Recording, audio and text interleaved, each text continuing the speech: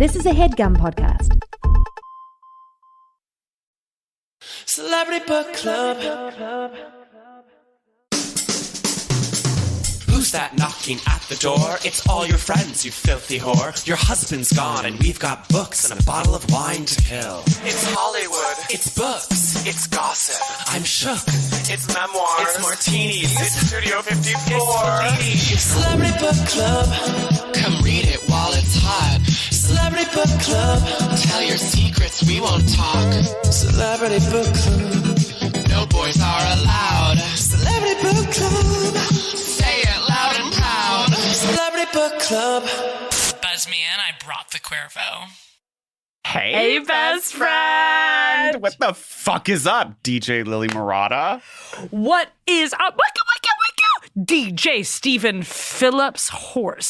So fucking good to see you, my dog. Dude, it is so good to see you. Dude, are you still fucking hungover? Yeah, I literally am. So yeah, not to make all of our club kids and listeners jealous. Wildly jealous, but y'all bitches know it's Gemini season, so I had to turn up. Because, yes, last week was my birthday area. It was my girl's 4th birthday. Thank you for beeping and then unbeeping. No, because I'm your ridiculous, bitchy best friend. And I'm Tells it like it is. But it was like when I turned 34 6 months ago. And by the way, I just want to say in honor of you, I didn't even really make a big deal about my half birthday, which was... No, thank you for stepping back and like letting the lights shine on someone else. Because I know the half birthday is really huge in Italian American culture. It is. No, we sing a special song. We do a tarantella. Yeah. And in my other culture, my Irish culture, that's when you create these limericks and then you go down to a river and you write the limericks on an old piece of parchment and toss them in. And you put it in a bottle. And watch the creek carry them away and hope that your dreams come true. And then by the time it's your birthday after that, the limerick hopefully will circle around the creek and go back to into the tides, Eddie, down at Loughbeg. But dude, yeah, I'm still literally recovering from your birthday week. Yeah, I had a fucking epic birthday. I almost, not to scare everyone here, but I actually almost passed away the day after your birthday. Because of the hangover. Yeah. I'm just asking which of my birthdays? Your big birthday, not your kind of super it's intimate important to birthday. have it's important to do what you want to do. Totally. And I always say this. I had an intimate dinner with just my significant other and then two other folks at a really storied steakhouse in Manhattan, which was just so old school and iconic. And so freaking old We school. also went shopping and got a room at the Montreal and had a fun day. Yeah, we had a fun day. We bought shorts. But yeah, so that was really cool. And then 2 days later, I, of course, had an epic banquet, which was basically a wedding. You married yourself in true narcissistic fashion. It's the Carrie. It's like, oh, straight people our age, they're all getting married and the babies. And it's like, well, why can't you throw yourself a rehearsal dinner at a large Italian restaurant on the water? Yeah. Why not celebrate those moments? Because you don't know when life is going to snatch them away. Oh, no. And you have to savor the penne vodka. Right. I could get doored on a revel next week. Oh, don't say that. I know. Knock on wood. But all that partying kind of makes me think of, I don't know, the book we read. That's so true, because our book that we read this week is about an iconic partyist. Yeah. Someone who really defined an era. The end of an era, the beginning of an era. I would say that, a few eras. I would say maybe we're still in this era to some extent. Yes, maybe not you and I, but I think the world is still very much in the EDM Coachella era. Right, but we're out of Electroclash, but then also we're still, let me just say his name before we get too deep. We're talking legendary about DJ. Steve Aoki and his memoir, Blue, The Color of Noise. Okay, so... Steve Aoki, of course, he's a DJ, producer, but I mean, I don't think you maybe know his tracks per se. Yeah, I mean, throughout this whole book when he was like, oh, and that's when I did that Justice remix, and that's when I did that Kid Cudi remix. Right, and I was kind of like, cool, so your biggest infamous remixes. That's the thing about DJs. It's really about the experience. It's about the experience and being there live. But, back, I would say, in the Bloghouse era and French Touch, I was very into Bloghouse stuff, and I'm a huge fan of French Touch and a lot of those, and remix culture was a big part of that. I remember in senior year of college I would go to Hype Machine every day and I would see like, what are the latest tracks bubbling up? And, you know, it was like Milo and Justice and Daft Punk and Phoenix, I think were all like, and then of course like remix, you know, DJs like Fred Falk and Alan Brax were really at the top of that movement. And you would like hear those tracks when you were out at Lit Lounge. And you were getting Blackout at 151 or Sway like in 2008. 151. I think also reading this, like I didn't realize, obviously, because I'm not like a Steve Aoki historian, you know, I just kind of assumed like, oh, okay, he's just like a well-known cheesy DJ. And I feel like he really actually is the combination of our like musical tastes and wants a little bit. Not that I'm like into Christian hardcore at all, but his background certainly was very new because he's right. so into hardcore and like going to shows and like having a punk house and just like collecting 7 inches and like going to a vinyl pressing plant and like being like, oh man, like why would I ever like put a song in a CD when I could do it vinyl? And then he switches to just like DJing and being so Daft Punk. And I was like, yeah. But even more so, I mean, like, I do love Daft Punk. I've seen Daft Punk concert. I like a lot of those. Obsessed with Daft Punk. I mean, I'm like a nerd and I like French music. And like, Cut Copy's Australian, but they're kind of that same sound. They're Australian. I assumed they're French. They're basically of that like scene. I mean, I've seen them in Paris. Okay.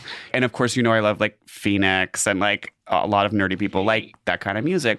But like his music is more, to situate it for folks, it's more like of the Avicii, like totally like EDM electric daisy carnival, like Coachella, like drops. Like when you think like and then like I'm topless, I'm going crazy, like I have like crazy braids. I mean, it's like post-rave culture. You're talking about 90s. Yeah, like post-90s so rave he's culture. Post-rave because in the 90s he was like in high school. He was not into, I don't think it doesn't sound like he was into really like dance music or techno or house or anything like that. Right, in the beginning of the book I was like, so when did you end up just like being the biggest like remixer of mainstream songs?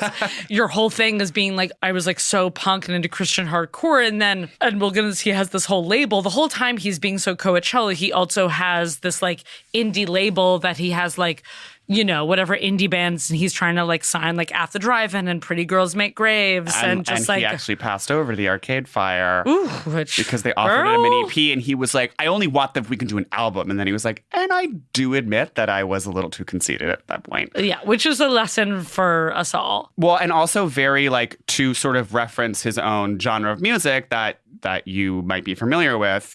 Throughout the book, there's these italicized sections called drop. So I think that's him being like, and you know, the drop is coming. And like, there are these more kind of introspective, like more poetic sections that are kind of random. I mean, it's so straight DJ. No offense to our very, very good friend DJ Physical Therapy. But of him being like, I am this poet. Well, in each italicized drop section is just like it's just like, whoa, sorry, did I just blow your mind and my mind? Like, here's a drop section. I don't always look at the color of someone's eyes. Anyway, it's not the first thing I notice. Maybe that's because so many people I know hide their eyes behind a pair of shades day or night, inside or out, because he's hanging out with like so many Grammys people. We're just like, he's like, so Lenny Kravitz. Yeah, the people I roll with, they're usually in freaking sunglasses. Which is like honestly epic because, I too want to roll with people. I always on a fucking tour bus backstage. Well, to bring back to your party, your gala for a second. Please do. When we were leaving and I was like, you know, it was nightfall, but again, like daylight savings time or whatever, like the sun is out longer lately. And I was like, oh, should I like bring my sunglasses? Because it goes with the look. But I was like, oh, is that going to look like 2 joke sunglasses at night? Right. But then I got there and it was so sunny. A joke was on you because we were in a sunset venue, like at sunset on the water, and the sun's reflecting off the water. It's like reflecting off all the big glass windows, and you were just like, damn, a bitch can't see. Yeah, and I was like, I need these shades. So I was rocking these shades and other people are rocking shades. So yeah, ultimately we are Steve Aoki. We roll with people who wear sunglasses. We roll with people who wear sunglasses at night. Fuck yeah. We roll with the DJs. We are badass. We are badass, and we wait for drops and we bring drops. And there is nothing more Grammys than wearing sunglasses. And like a silver at like 8 p.m. blazer. Yeah. Should we back up? Yeah, let's back up for a second to to when my jaw dropped. Well, my jaw dropped maybe on the very first page when he reveals that he is the heir to Benihana. His father founded Benihana. Rocky Aoki. So his parents are from Japan, and his grandfather started a tea house in Tokyo after the war. And he named it after, because Benihana means red flower in Japanese.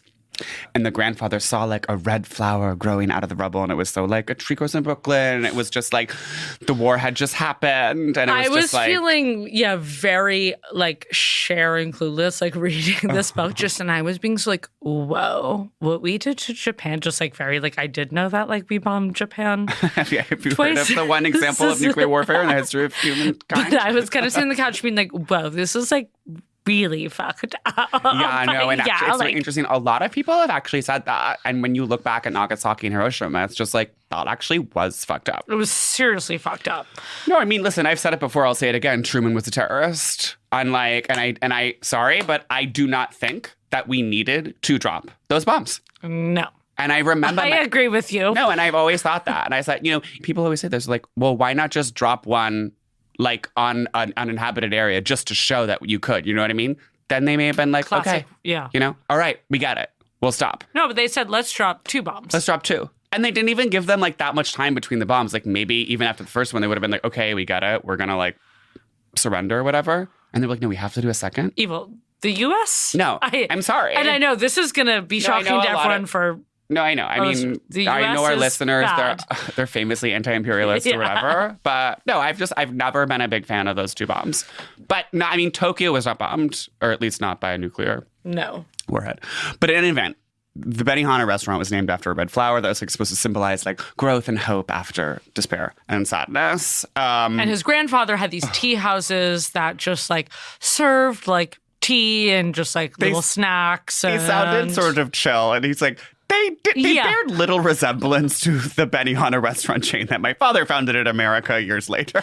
Which I know. I'm so obsessed with him just being like, oh, my grandfather's tea houses were like super chic and serving these like little snacks and tea. And then he's like, and then my father's like... just invented like the most insane theme restaurant in history where just like people throwing food into the air and it's like celebrities. So his father, if I may, I know people love when I do this on the pod, show you a picture and then we'll kind of...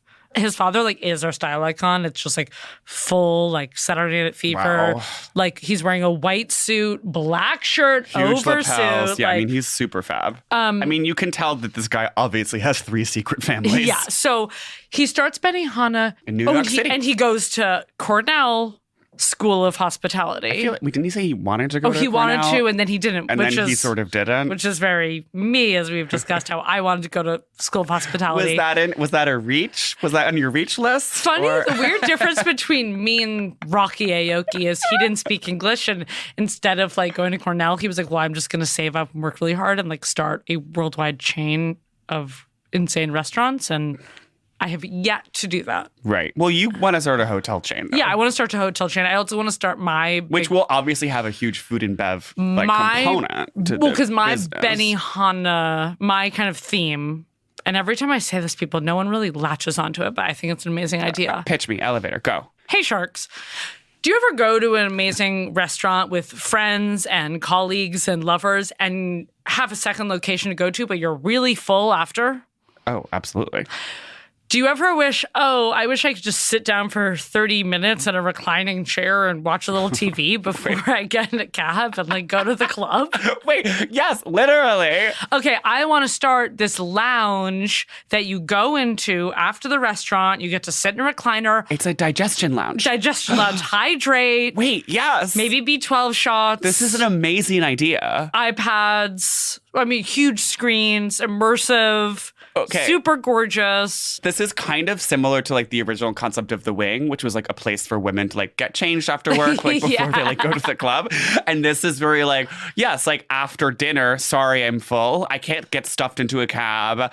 And like go dance. It's like, let's go to the club now. Or, like, let's go to a bar now where you're like, I'm actually like, I just went to STK. Right, I went to STK and I'm like so full of like shrimp that's been flying through the air and battered. And it's like, I would like to rest. Because then sometimes you're like, I'm actually so full, I'm just going to go home. And like, maybe you would actually go to a second location. If you had that 30 minutes to rest and then you go home and you're like seeing all your friends on the TikTok and you're like, oh, wait, I'm actually D full now, but I'm not going to like go back up to 43rd and 3rd. I'm D full. Those are your two states, full and D full.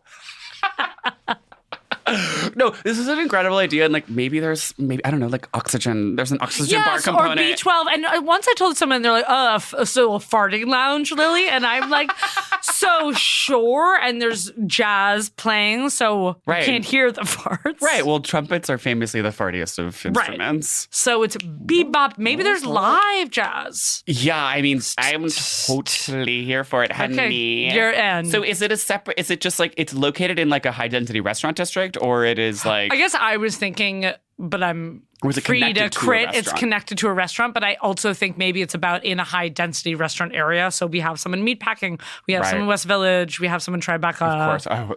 I hope she says Tribeca because that's actually the highest restaurant density neighborhood in the world. Or at least one of them. I like this idea, and it's very like leather seats and comfy. But it's not such a lounge where there's so much pressure to like... order like a $19. Not be tired and like get weird apps. It's like, it's post. Yes. And so obviously we have to look at the prices because they're not pressuring you to get like cinnamon dulce sticks. Yeah. For that $19.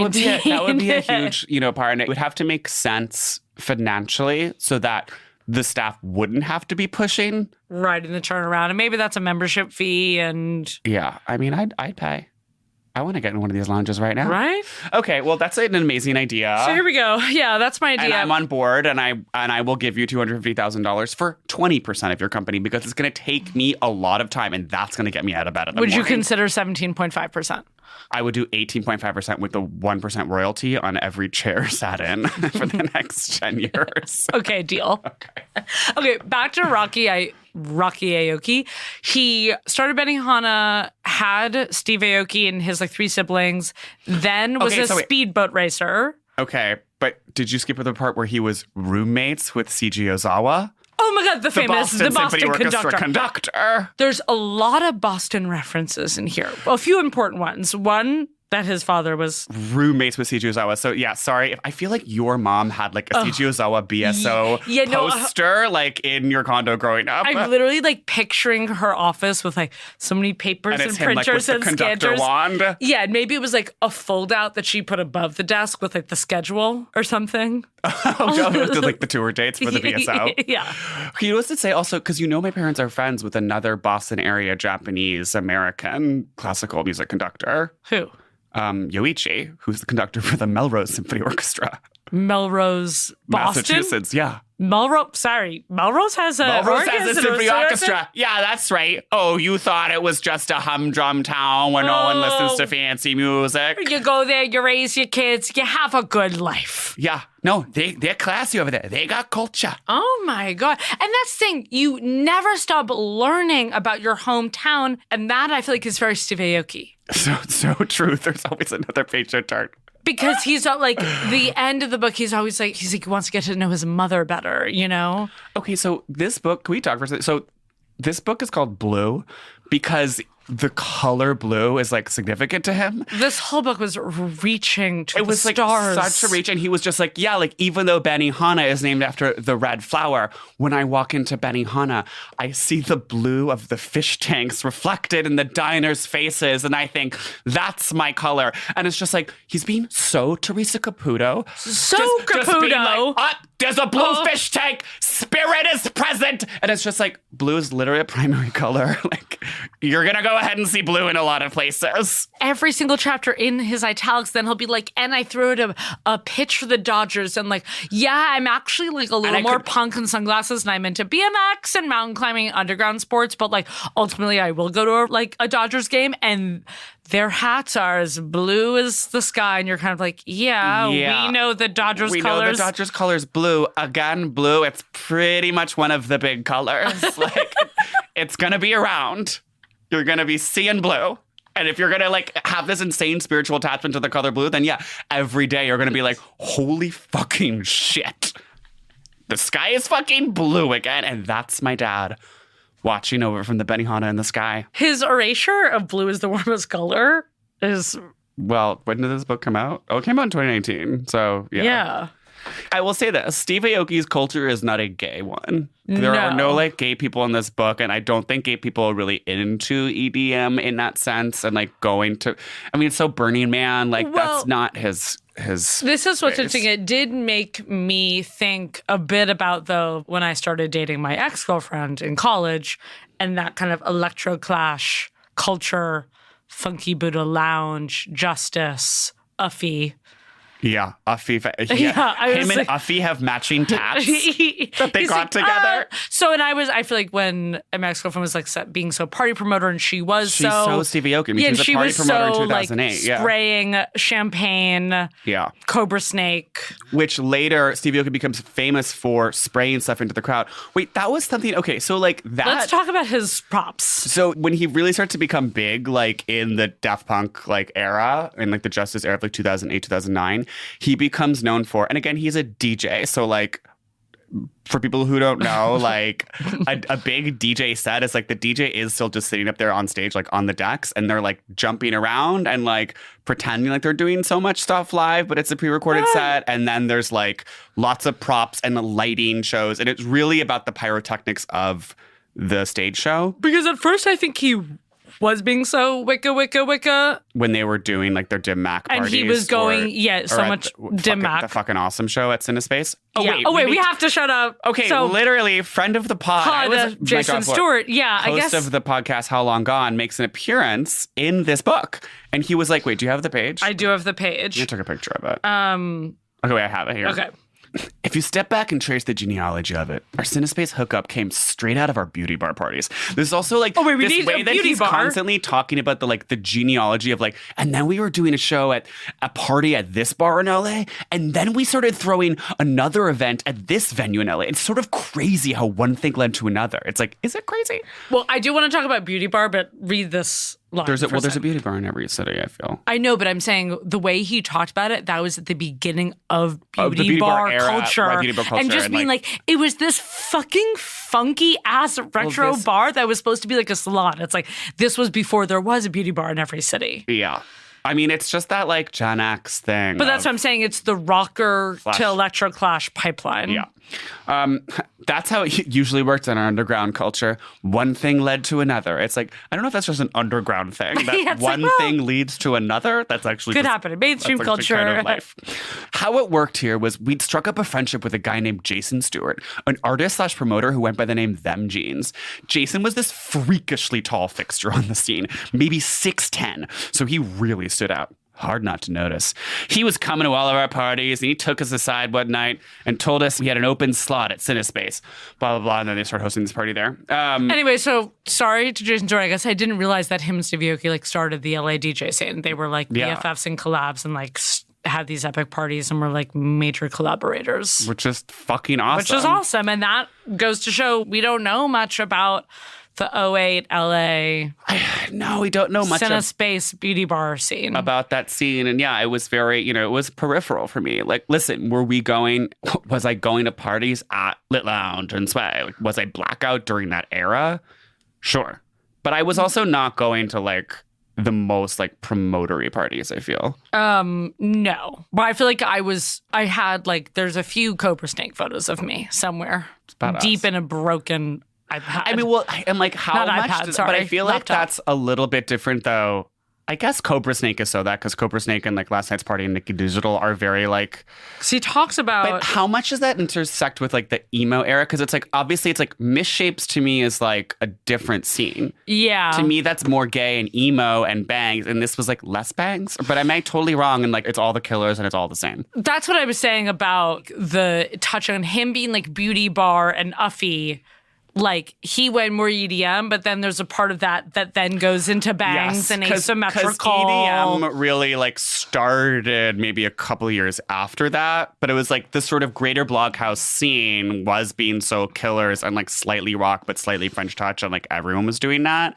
And then, like, the EDM thing really started to blow up for straight people in, like, 2011. Exactly. And this is what was so so random about him is like, so he, in college, he lives at this legendary UC Santa Barbara punk house called the Pickle Patch. Were they also throwing shows? And then they have, they have a sunken living room at the Pickle Patch. Spirit.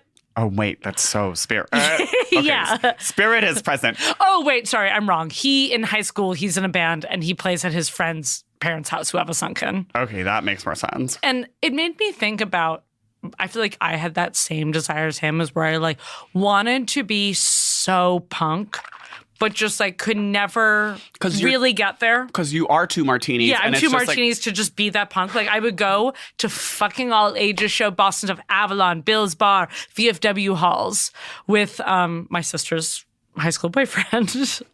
And I would see these kids with mohawks and suspenders and Fred Perry's. And I was like, I can't wait till I have my punk crew and we just like mosh all day and we're hooligans. But then it's like, if I really wanted that, I could have found that. But there was something about you that didn't want to mosh. Yeah.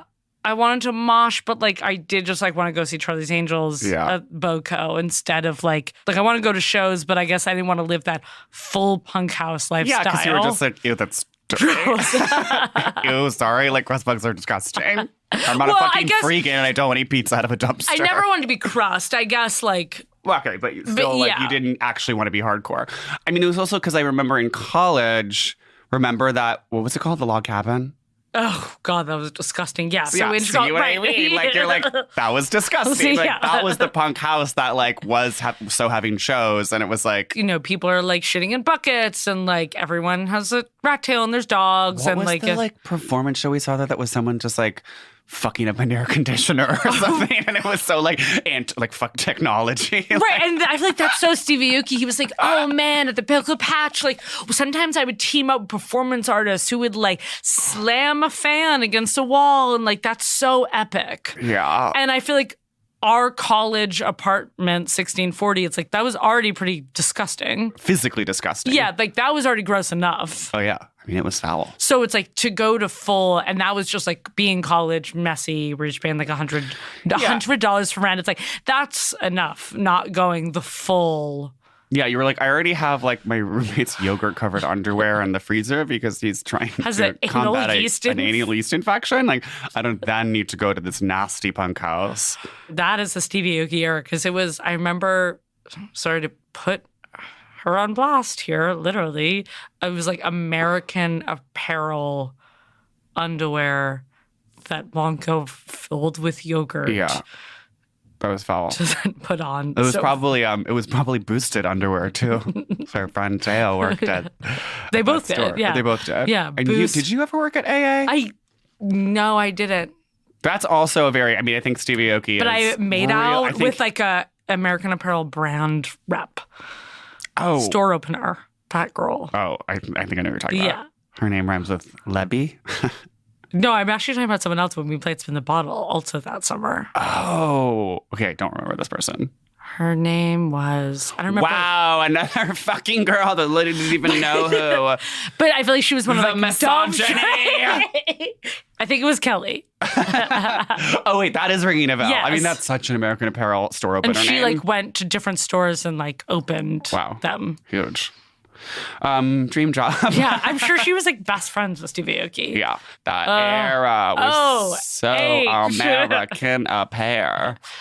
Yeah, Aoki goes from this Pickle Patch, and it's not just like hardcore. In high school, he's really into Christian hardcore. Yeah, because he does acid once. Like someone gives him this tab of acid, and he called it funny paper. And he's just like, and I had this crazy day where like my friend Alex drove me around, and I was laughing and everything. But then like at the end of the day, we like went to like someone's parents' house, and I started to like come out of my trip, and I was really paranoid. And then I never did drugs again for like 6 years, and I was only into Christian hardcore. And I like got my whole family into Christianity.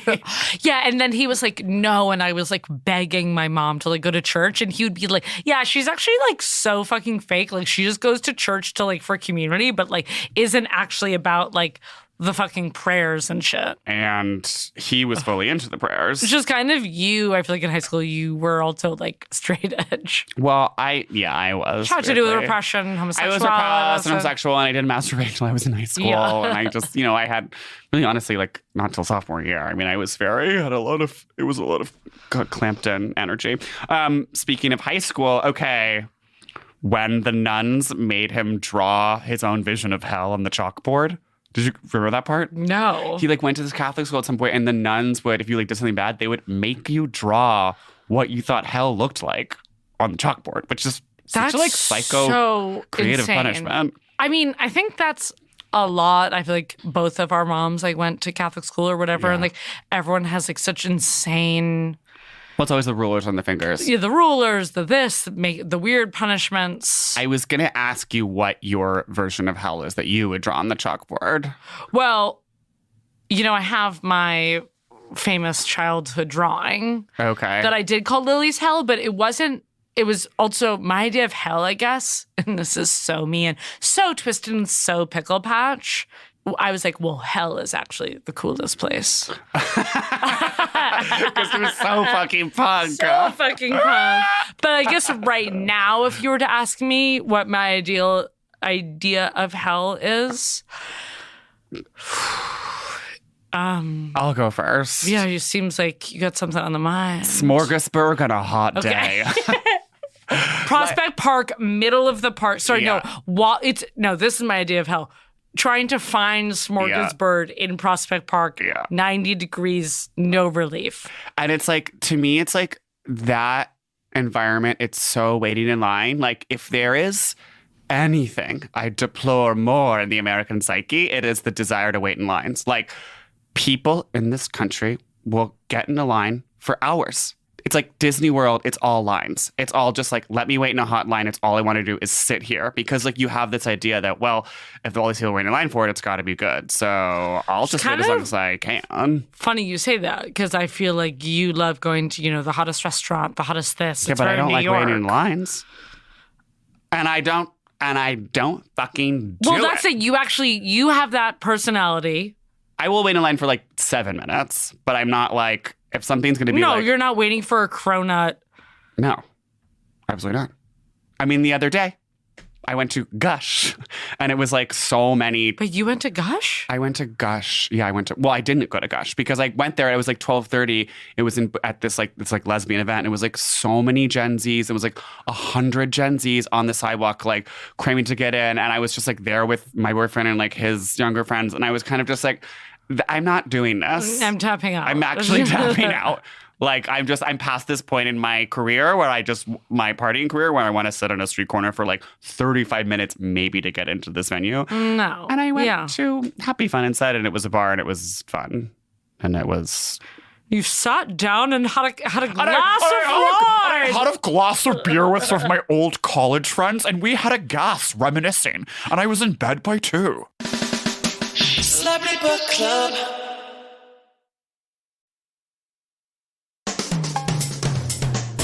I want to read the part about Beauty Bar. Get back to the Beauty Bar section. Because I think this reveals this part of retro culture that like came back in 07 and 08 that we now are like, oh, this bar is everywhere. But then it was literally revolutionary.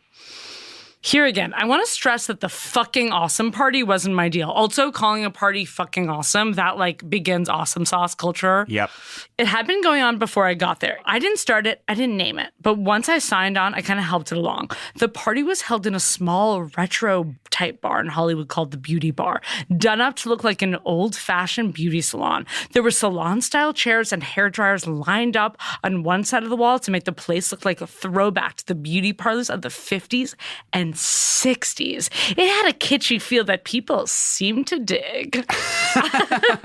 Like, I don't know, man. It was fucking kitschy. Like, there was just something weird and kitschy about it. Just like the fucking 50s. And not in a rockabilly way of just being like, no, we held an, I don't know, awesome dance party and they had weird salon chairs. Yeah, because it's like his scene is never really committing to rockabilly at all, like as an aesthetic. It's just like the 50s are cool sometimes. Yeah. I'm like, that's Which is honestly truth. the Word to extent of God. Yeah. So we should probably get into his kind of collab, his more mainstream collabs after kind of his French stuff, his Cinespace, his beauty parlor, his Pickle Patch, when he becomes fully like Coachella and like Kanye, MIA, Drake. Yeah, he works with all these people. Did he actually produce any of their tracks, or he just like was asked to do remixes for their like remix albums?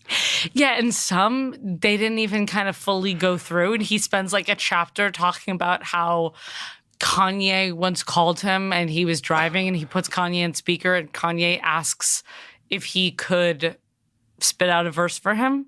And he's like, no one has ever asked me that. Just, hey, can you hear this? And it's like, really? No one's just asked you to like hear something and get feedback on? Yeah, but I guess he meant no rappers asked me to like Probably. rap. And anyway, Kanye spits a verse and he's blown away. Blown away. Yeah, he's also blown away by like that Drake lyric, like on that song Greatest. That's very just like, okay, fine. He's like, when you hear this lyric and the lyric is just like, I'm gonna put my dick in life and like I have fuck it till I come. And he's like, when you hear that lyric, wait, read the part. So he goes, check it, colon. Big fame, big chains. I stuck my dick inside this life until that bitch came. I went hard all fall like the ball teams just so I can make it rain all spring. That shit is hard, man. You don't forget lines like these. Even if you're hearing through the cell phone, it's like if I'm listening to Drake just playing on myAy like Spotify. I ball hard in the fall so I can like do well in the spring. I'm not just like, okay, that's the most like genius lyric I've ever heard. And I'll admit, I like Drake. Oh yeah, sure. But I'm not like every time I hear every time I hear a single Nicki Minaj lyric, I'm like, that's the funniest, smartest thing I've ever heard anyone say in my life. But yeah, I don't necessarily feel that way about other lyricists. But yeah, I mean, he's just like, this is the thing. It's like, Steve Aoki is not really known for his music. And like, yeah, he's like, I can do a really serviceable remix. I was just listening to the Thriller remix that he talks about. Yeah. So he's asked to do a remix of Thriller for some like reissue of Michael Jackson after post his passing. And he's like, idolized Michael Jackson growing up, looked up to him. That's another part where he's just like, man, I loved Michael Jackson. I was obsessed with the Thriller music video. And it's like, yeah, everybody was literally the most famous person of all time. Right. And then he's like, and yes, we can. It's look back and he did some questionable things, but... Oh, wait, I don't remember. He did. He has one line where he's like, I'm sure the editor was like, well, you we gotta have to put something in. And he was like, that's right, man. That's why you're my editor and that's why you're the shit.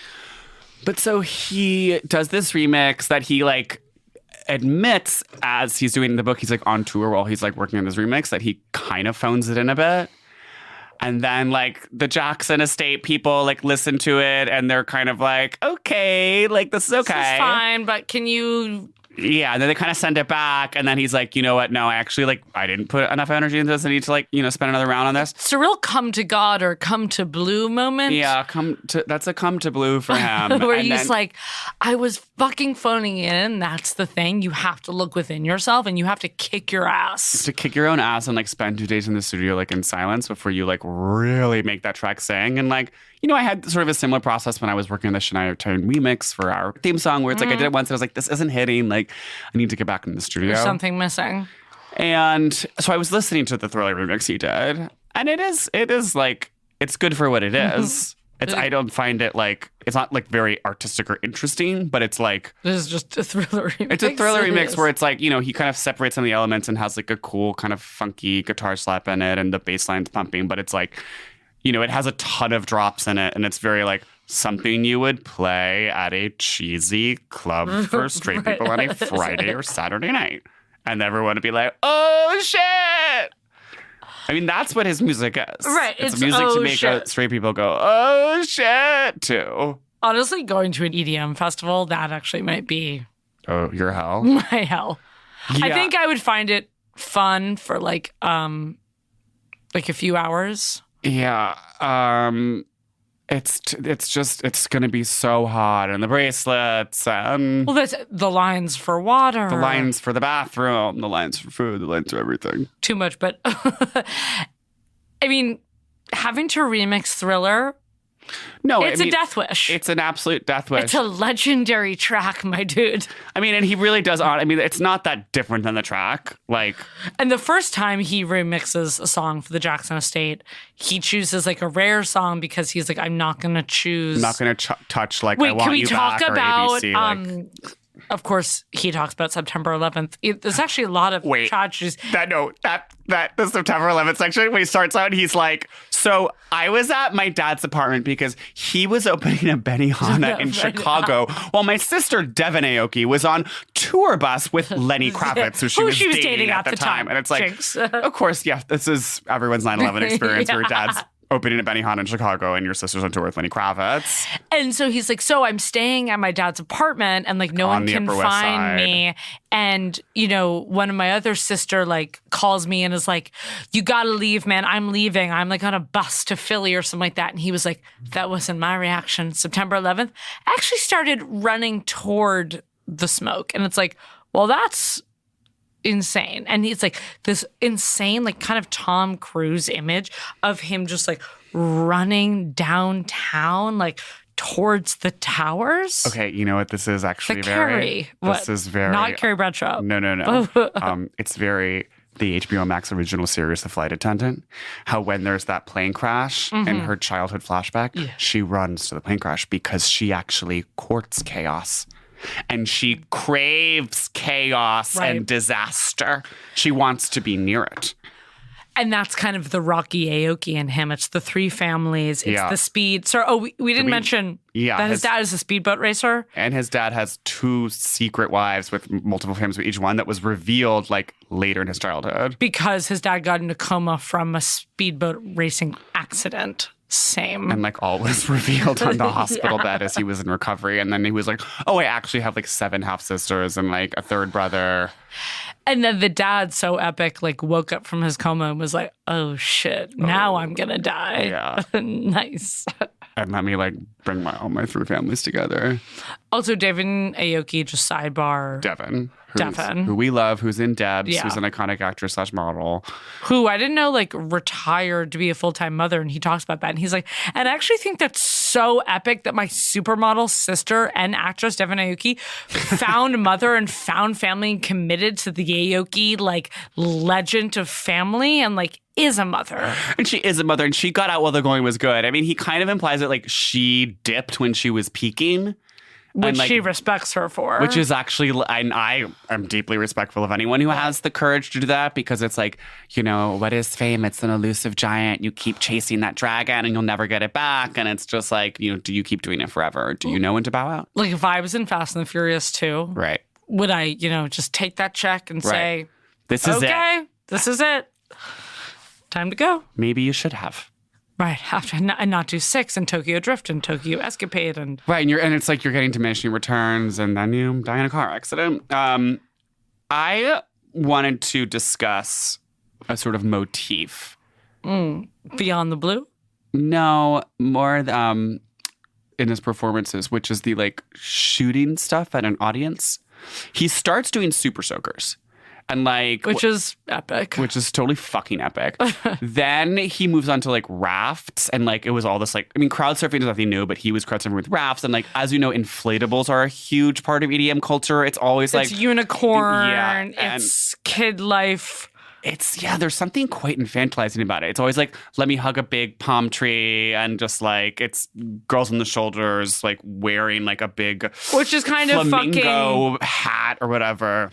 Because that is the fucking awesome. It's awesome sauce, 90s, 80s, bright colors. I guess it's maybe it's like the bright colors of the 80s and like beach stuff and like sort of the big fun things. Big fun things and kind of like mammy / pool culture like becoming global. It's also cool that he kind of, it is actually pretty epic that he takes kind of Pickle Patch life of like crowd surfing and punk stuff and makes it mainstream. Makes it raft. No, it's true. And like, and you know, I love the scene where, so he talks about, there was one concert where he jumps on the raft and he's like, yeah, and this girl got hurt. She got whiplash or whatever. And so then we couldn't do rafts after that. I'm like, I love he's really just not taking responsibility for her He's like, potential injury. random. Because it's like, that does sound so dangerous because it's like, well, yeah, if you're in a raft in water, it's inflatable. But if you're in a raft and still hit the ground at Lala or whatever. But, that's like...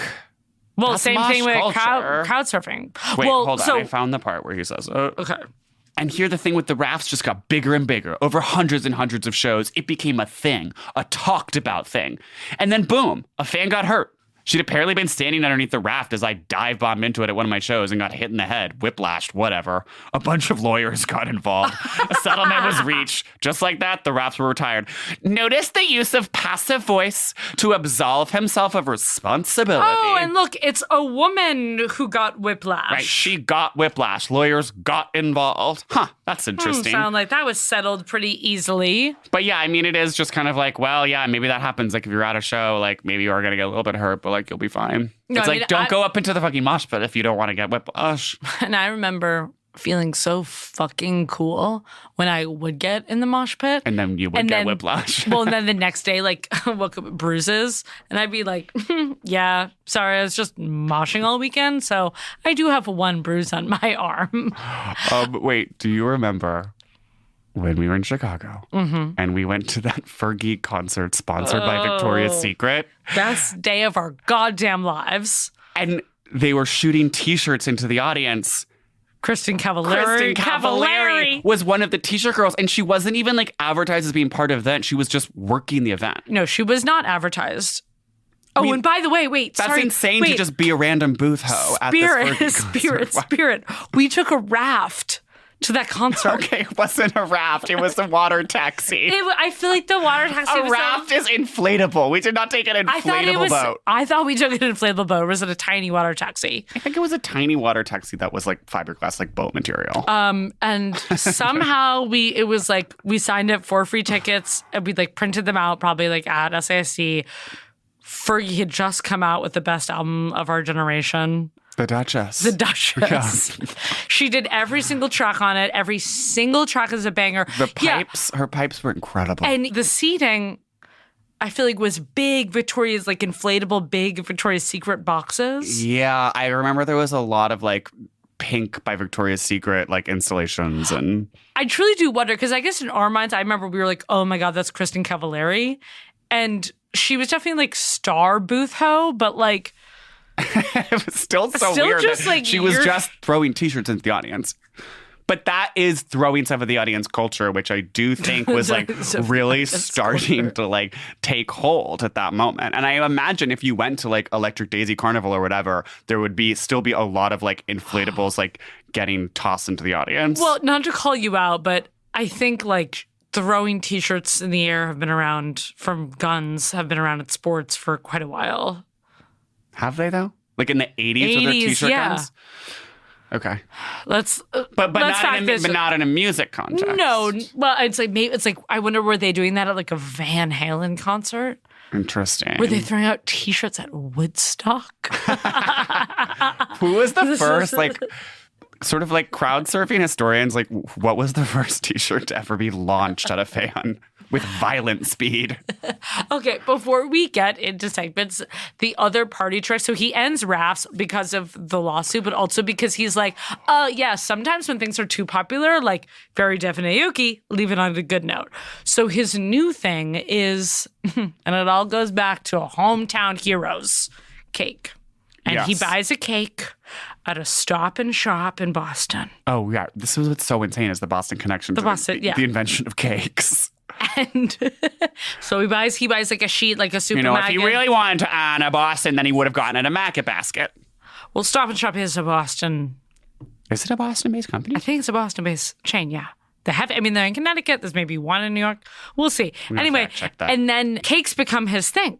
Right. So and girls come up to him at the front of these EDM concerts going, I want to get caked. And everyone is just such a bottom to be caked. Oh, I'm right? The headquarters on Quincy. Hello. Hello. Which I was actually looking this up, also has a symphony orchestra. Sorry, Quincy. Okay, Quincy has a symphony orchestra. And so does Melrose. And so does Melrose. Yeah. And Stop and Shop headquarters are based in Yeah, so basically Greater Boston has a lot more culture than you think. Yeah, okay. Oh, you think it's this It's all about drinking downtown. It's all about, the Back Bay the or whatever. boats or whatever. Actually, no. Melrose, Quincy. Everything inside of 128 has a lot to offer. Okay. Anyway, yeah, and then he gets so humiliated because his thing is so cake that when he finally gets to throw that blue pitch at Dodger Stadium, he throws a cupcake and obviously it doesn't land. Yeah, and he was really hoping it would splatter all over the catcher's mitt. And it's I'm sure you actually would have been called out for being super disrespectful if you'd thrown this cake-made ball and it And he's splattered. and then there was polite applause, and I went back to my seat, and it's why would you think a cupcake would reach Also, mound? A cupcake. Yeah, thank you. Aerodynamics alone, that's not going to work. I don't care how much of a pitcher you are. B, sorry, Sammy Sosa couldn't even. B, that just sounds like if it had splattered all over the catcher's face cage or whatever. That would Then have been he a has to fucking bitch clean to clean that. up. Yeah. That's actually rude to service workers. Well, he also says that he's literally ruined many and many relationship because of his Cake antics. And again, right before segments, I do want to talk about how How he marries an Australian, obviously, because what's more EDM culture? Oh, I was gonna say how Tianan. we ruined one of my mom's friendships through Silly String. Or friendships. Yeah, we the house that we stayed at in 8th grade when we went to go see Margaret Cho in Provincetown. Yeah. In Truro. We did discover Silly String. We discovered Silly String and Silly String all over their we gorgeous are so EDM. Truro home, and obviously we cleaned it, but I guess not well enough, and just she was furious. And now they're not friends anymore. Yeah. So, well, good riddance. I mean, she sounds yeah. uptight. And ultimately, that was a blue moment, and that was a click, and that was the spirit. No, it was a click, and yellow light. Okay, one other, before we go to segments, just really quickly, one other thing that I wanted to discuss was Steve Aoki has an album called Colony, spelled with a K. And I feel there's something so EDM about spelling things with a K instead of a C. The use of K over C is there's it's very cause. It's very cause. It's very Kardashian.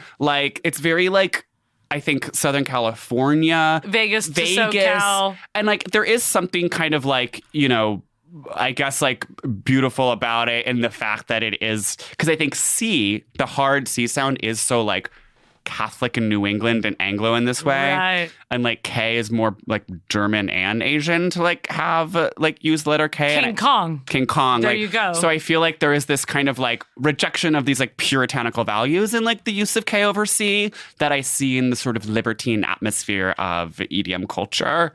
Wow. So linguist fucking over here. Quincy bred linguist over here, Stephen Phillips Horst. Oh, I'd love to get bread in Quincy right after an orchestra performance.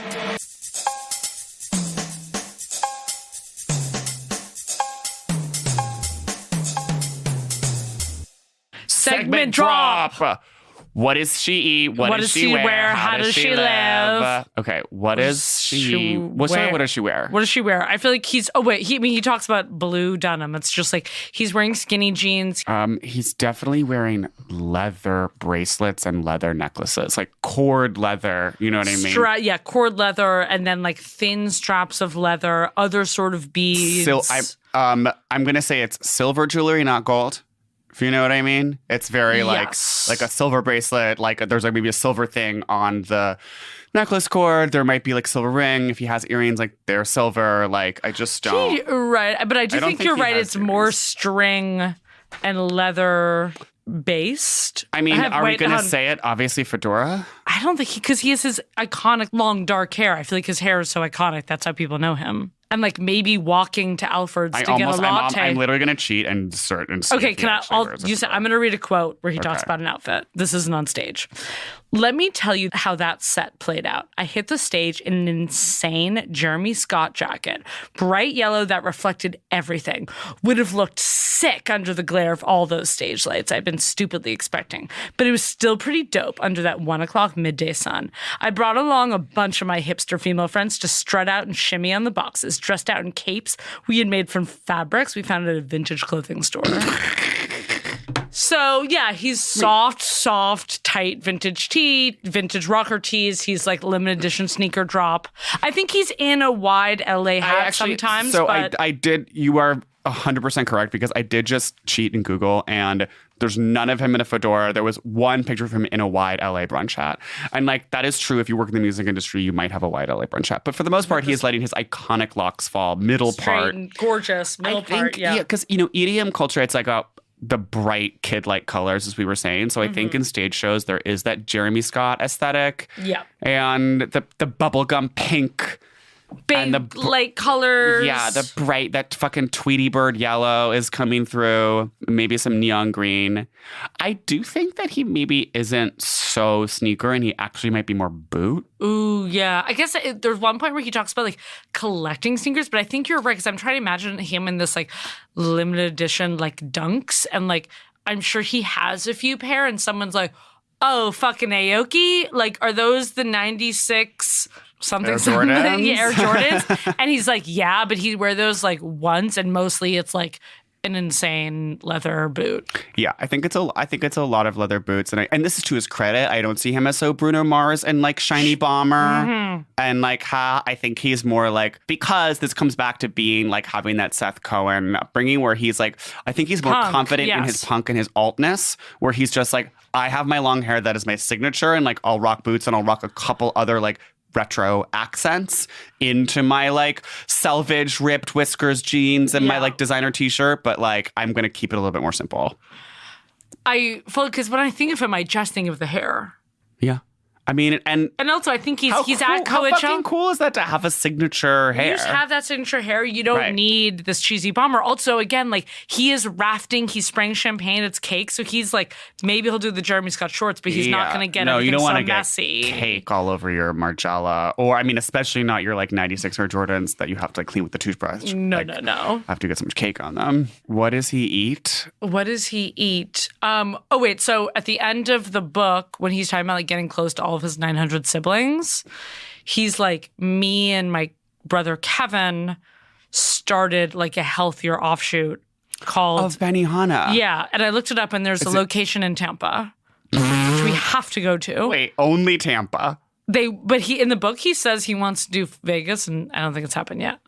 I wonder if maybe they actually did start with a Vegas that failed, and like the Tampa because of weird timing reasons and like the way in the book he says we have a Florida one and we're hoping to open a flagship. Oh, they did. Okay, so it's weird to like start not with a flagship, but I guess. know. I'm like, we want to open our flagship. That's interesting. And maybe I'll do that with my lounge. Tampa, as you know, has had a huge resurgence in the past 10 years or so, and in no small part thanks to Mayor Bob Buckthorn. Who some colleagues of mine in the Florida Democratic Party did go on to work for after I left. And the downtown business development district. What's it called again? Well, Ybor, obviously, which is the gay neighborhood and the club neighborhood, and also the historic cigar rolling district, has seen such a resurgence, and we've seen a lot of people move there because of tax incentives for huge businesses. Growing population. Yeah, a great educated population. A lot of jobs. Affordable houses. Great weather year round. What's not to love? So I think that I could see like, and obviously like themed restaurants do well in Florida. Well, this is not, food is like shrimp is not being thrown at you. This location is more about throwing back to actually grandfather Aoki and tea house vibe? Tea houses. But the menu, that I looked at the menu and it was like so massive and still just I'm like sure there's sushi grills. And like there's so much like of like diagonal mayo is on everything. Yeah, but I guess they're like, oh no, it's like super calm, just diagonal sriracha mayo and everything, but nothing is being thrown at your face. We also, I've never been to a Benihana. I've never been to a Benihana. We have to go. To have been to Benihana like in its heyday. Oh my God. And you had just like, Frank Sinatra was like rolling through, and just like Cheryl Tiegs. I'm trying to imagine Billy Joel. Sorry, I'm trying to imagine Sinatra mouth open with like hey, blue eyes, and they're just like throwing shrimp to it. I mean, yeah, the spectacle. Anyway, I want to go to Benihana. So, but what is he eating? I think he's pretty healthy. I mean, he never mentions food. He doesn't. I'm just like, I don't think he actually like has such a love for food. And I think he's so LA and just, well, because now he lives in Vegas, but I think he's pretty juice. Okay. You don't think Because fried, like saucy cauliflower? Oh, I'm sure he goes to freaking town with a buffalo sriracha cauliflower, like that cauliflower we got the other night that was like meatballs. That was so, it was so and it was big. like I couldn't even fit covered it in my in spicy mouth. mayo. I also do wonder though if you come from a restaurant family, like are you in some ways less into food?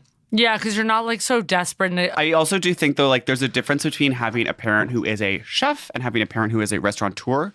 And his dad was like a restaurant empirist or imperialist. Like I was like, I'm going to open a chain. And I'm opening many, many locations. And he would like take the kids out and give money. And then he was home with his mom. His mom would be like, oh, we can't afford that. And the dad was never home. So because it wasn't like, oh, I grew up and food was such an important part. My dad was always like experimenting with the recipes. And it's like, no, the dad was off like fucking 3 other moms and like launching Benihanas. Yeah, I think he juices. I think he loves a dope ramen. But like ultimately, like music feeds his soul. Yeah, I agree. He lives to eat. He doesn't eat to live. Yeah. How does he live? So he like is really obsessed with reconnecting with his family. He fully moves to Vegas because the end of the book is just all about being Vegas strong and the Vegas shooting. Oh, yeah. So he moves to Vegas. He moves his mom to Vegas. He convinces his sister and her husband to like move to Vegas. And it was actually hard because she was a teacher and he was an IT specialist. And I'm like, I don't know. That's kind of like rude. I felt. I'm like, you really like. It was randomly rude to uproot his entire extended family just so they could be in Vegas, like near him. But I'm also just like, maybe I don't know. he bought them houses and whatever. It's fab. I mean, it's not like IT is a career that's so married to like La Jolla or wherever they were living. It's like that's true. You can do IT in Vegas. I think his house has a lot of. Again, I think it has some like really sick framed posters, vintage. Yeah. There's definitely vintage elements. Like, I mean, I'm now just thinking beauty bar, but like, does it have those lights, the dressing room lights, like in the bathroom? Yes. Yeah, and that's the kind of Vegas glam element. Like, maybe that just comes with the condo. I guess I wonder when I think Vegas condo, I think very all white. But when I think of him, I think a little bit more darker, dark woods, and I think like I feel like the coffee table is a dark wooden chest because he probably is like find someone who's like a fucking awesome designer, and they're like, Steve, you need to get this table, and like I'm thinking of this super low vintage Italian couch. Yeah.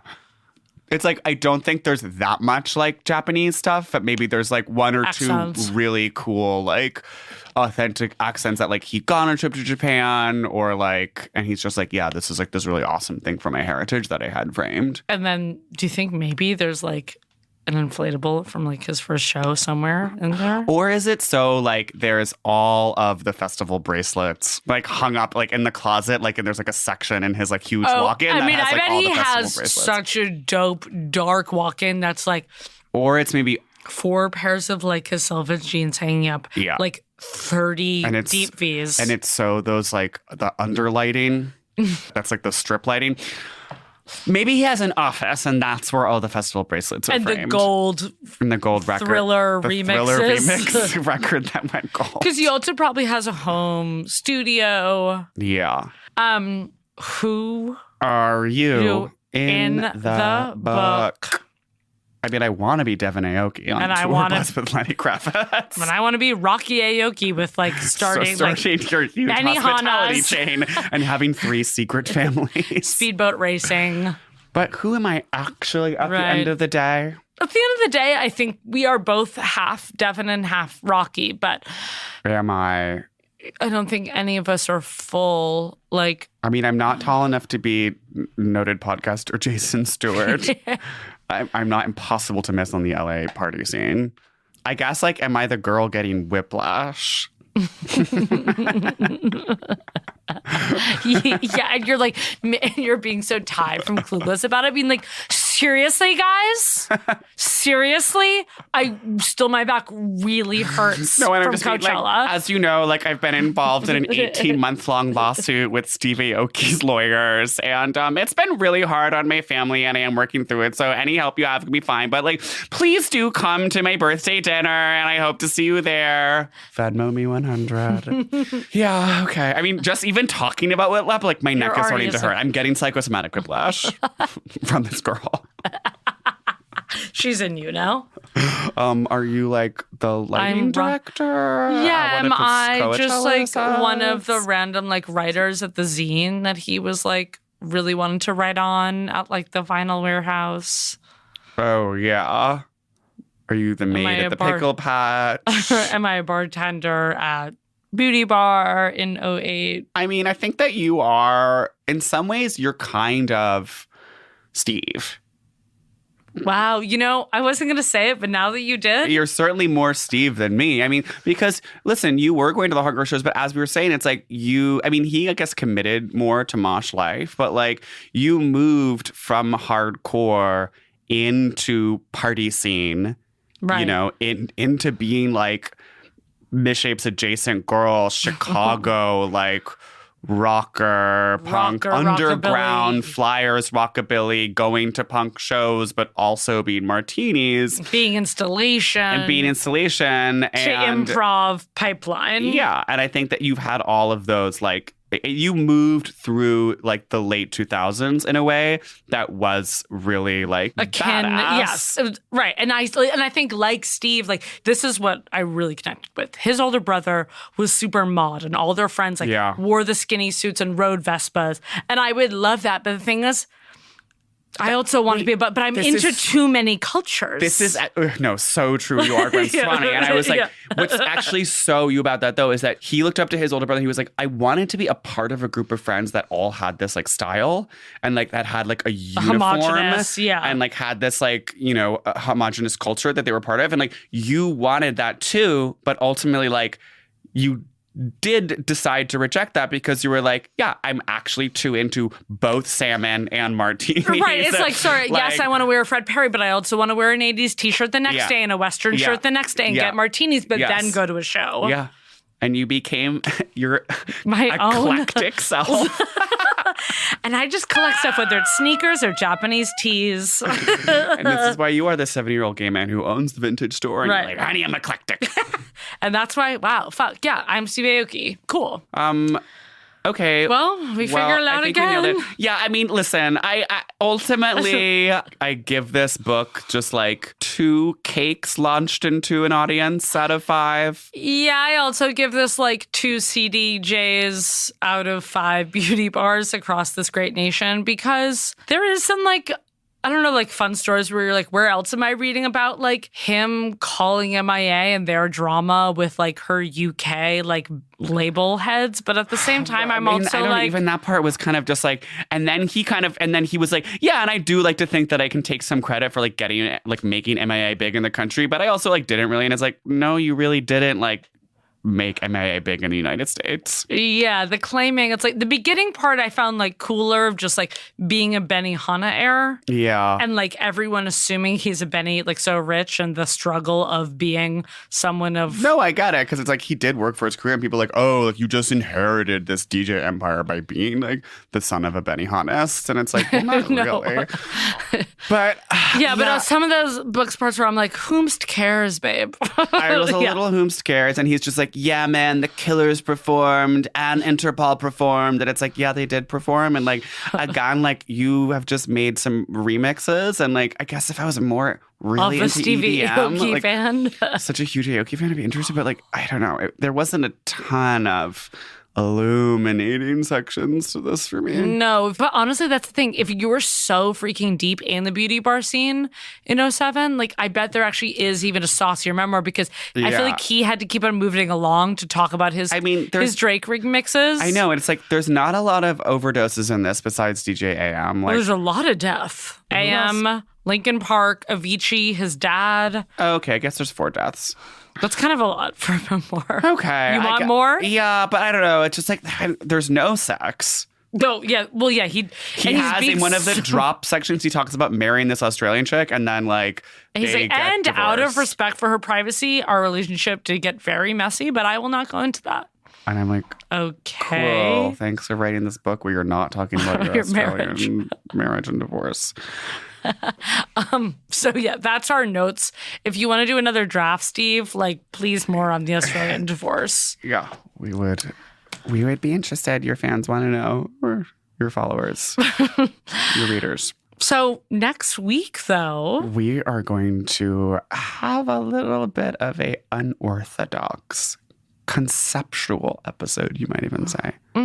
We're breaking the mold just the way Steve Aoki did with music and vinyl and CDs. And we are going to have our very first Celebrity Book Club episode where we do not read a book. We do not read a book because, okay, sorry. y'all, Sorry, bitch. it's- Have you read 25 books feel- like in the past 3 months? Because I have. No, I don't think you have. We've literally read 25 books. Give me a book fucking a break. week.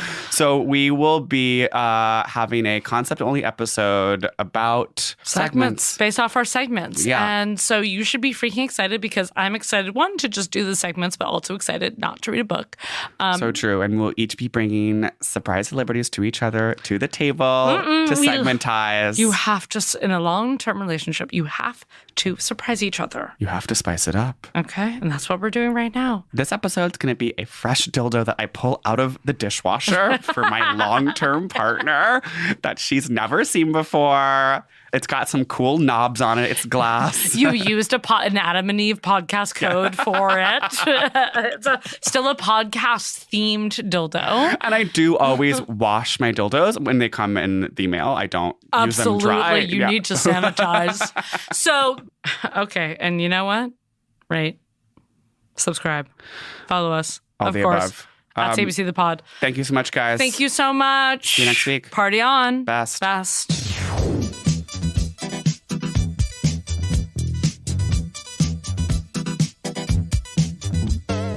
Celebrity Book Club is presented by one of the most incredible promoters in the game, Prologue Projects, and of course, my baller-ass label mate, Headgum. The show is produced by one of my favorite club owners who rules the Hollywood Strip with an iron fist, Meg Murnane, with editorial support from this really, really innovative DJ, Leon Nafok, and then Andrew Parsons, of course, who literally invented throwing cakes in people's faces. And Madeline Kaplan, who honestly, like, she was one of the first people I saw to just like really fucking like go balls to the wall at a show. Like, you know what I mean? We're at a hardcore show and someone's just fucking like freaking out. And it's a total Christian hardcore show. And you're just like, I didn't know I could have this much fun sober. Our production manager is Persia Verlin.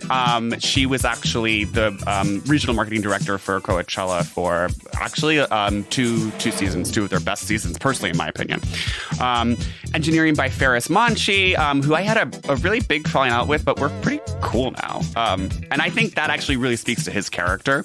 Original theme song by Steve Phillips Horst, who actually was the first person to introduce me to Kanye's work.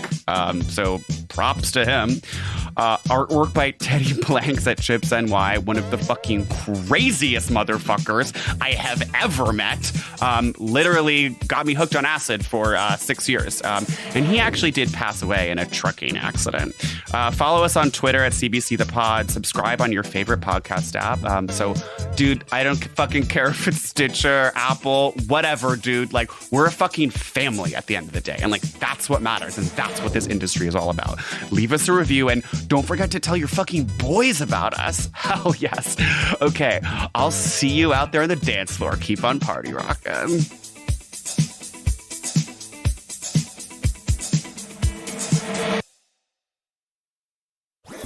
That was a HeadGum podcast.